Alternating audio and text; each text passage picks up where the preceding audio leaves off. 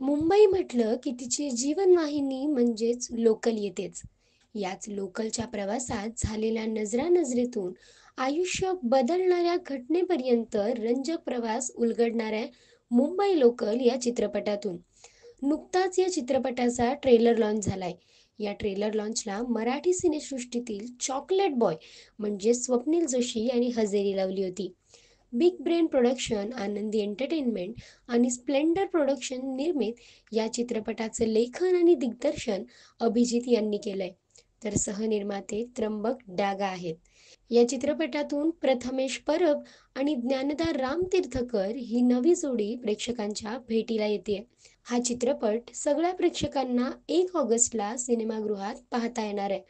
या चित्रपटात ज्ञानदा आणि प्रथमेश सोबतच मनमीत प्रेम, पृथ्वी प्रताप, वनिता खरात, अभिजित चव्हाण, संजय खापरे, संजय कुलकर्णी, अनिकेत केळकर यांच्या देखील प्रमुख भूमिका पाहायला मिळणार आहेत. आयुष्यातील प्रत्येक गोष्ट गमावत असलेली ती आणि आयुष्यातील लढाई हरत असलेला तो, अशा या आपल्या जोडीची लोकलच्या प्रवासात नजरानजर होते.